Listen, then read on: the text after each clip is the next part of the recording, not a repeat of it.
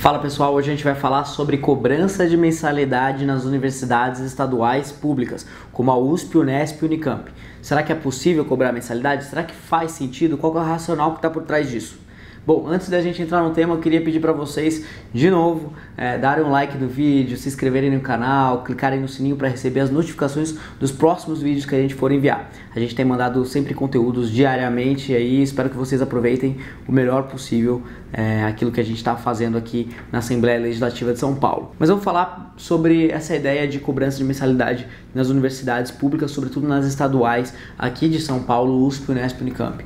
Será que é possível cobrar mensalidade? Antes de mais nada, a gente deveria entender se a possibilidade jurídica de se cobrar mensalidade para de pé ou não. E eu acho que para. No artigo, na Constituição Federal, nos artigos que falam sobre a responsabilidade do Estado diante da educação, o enfoque é muito mais na educação básica e não deixa claro que é papel do Estado fornecer o ensino superior gratuito. E se vocês quiserem se aprofundar um pouco mais, é o artigo 208 da Constituição Federal. Vocês vão ver que ali não tem nada que fale que é papel do Estado dar acesso gratuito ao ensino superior. Então isso é muito importante. O segundo ponto é que a Constituição Estadual de São Paulo tem sim uma trava, mas é um ponto que a gente pode alterar ao longo do tempo. Isso também não é nada muito que impossibilite a possibilidade de cobrança. O terceiro ponto é sobre um precedente no Supremo Tribunal Federal que julga contra a cobrança de mensalidade.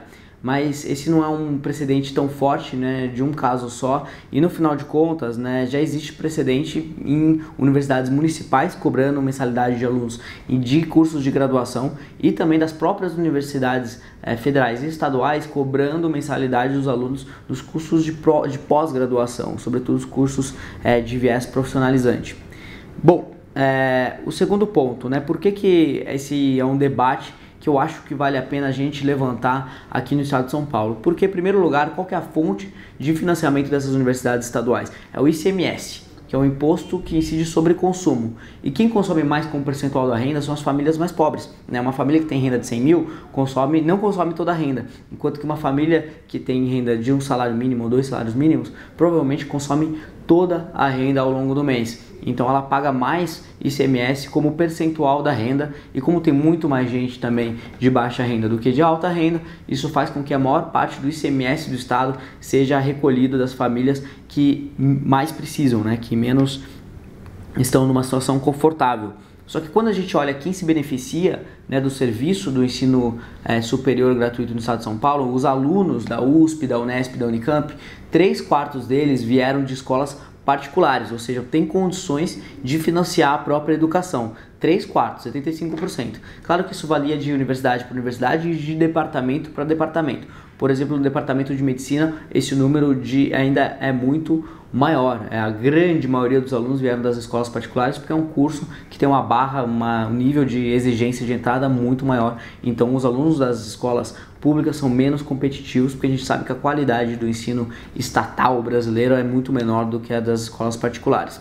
E a gente pode falar também sobre isso mais para frente. Só para fazer um parênteses, o nível médio das escolas particulares brasileiras no exame do PISA... Senhores deputados e funcionários... Só para fazer um parênteses, então no PISA, que é o Exame Internacional de Qualidade da Educação, da aprendizagem, o desempenho das escolas particulares brasileiras equivale ao desempenho das escolas dos Estados Unidos, enquanto que o desempenho das escolas públicas, das escolas estatais brasileiras, equivale ao desempenho das escolas do Peru. Então são mundos de diferença. É claro que é muito mais do que óbvio que os alunos das escolas particulares são muito mais competitivos porque têm acesso a uma educação de maior qualidade.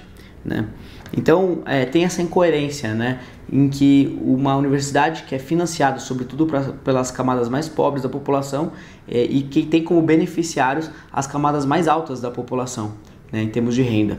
Então é como se fosse os pobres financiando a educação dos filhos dos ricos, falando assim de maneira bem grosseira.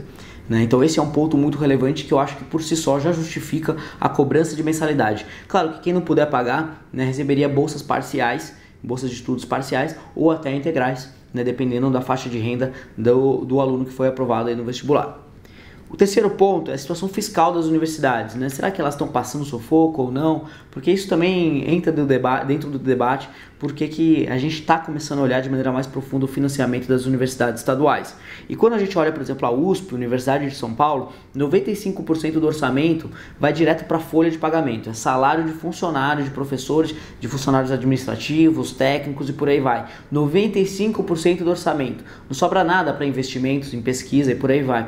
Então isso é um ponto muito dramático que mostra o quanto que os recursos estão sendo mal alocados dentro dessas universidades, né?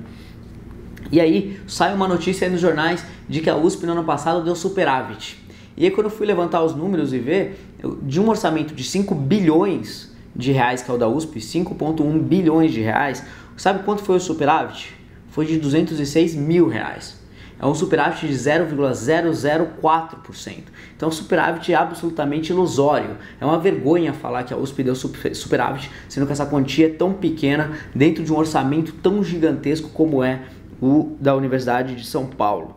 Né? E aí, claro, né, que se a gente instituir as cobranças de mensalidades, não vai cobrir todos os custos da universidade.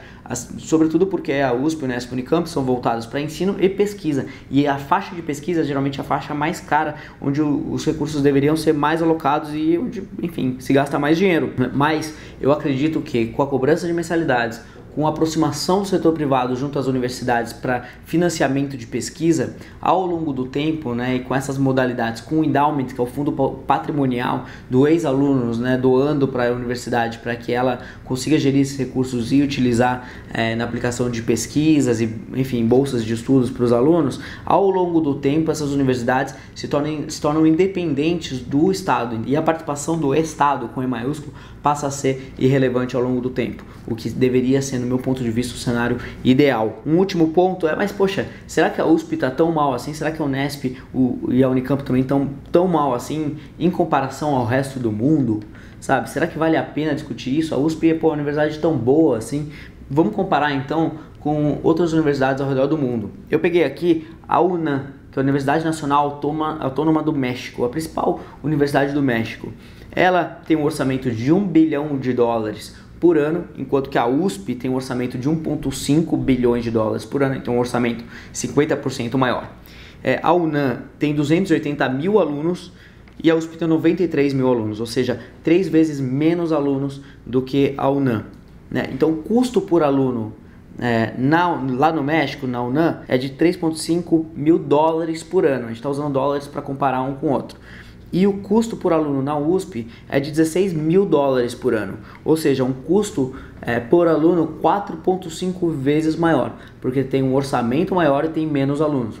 Só que, poxa vida, você não vai querer comparar um outro sem falar de qualidade. Como que a UNAM está no ranking internacional de universidades e como que está a USP?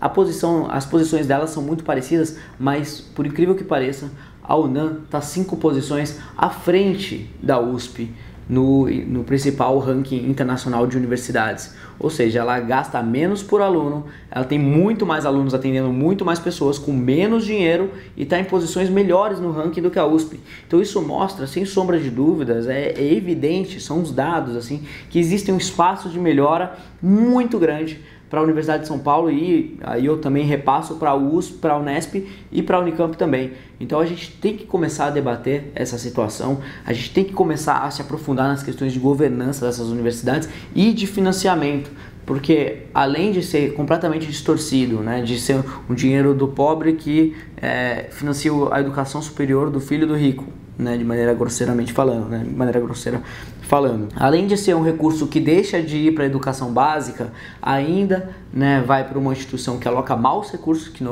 para instituições que alocam maus recursos, 95% do orçamento vão para a folha de pagamentos, vão para salários, o resto não tem mais dinheiro para investimento nem nada, que tem um superávit que é simplesmente ilusório, né, e que no final de contas está tomando pau para a Universidade do México, que gasta muito menos e tem muito mais alunos. Essa é a situação e é por isso que vale a pena a gente começar a se aprofundar e argumentar a favor e levar para frente essa ideia de cobrar mensalidades nas universidades públicas estaduais de São Paulo.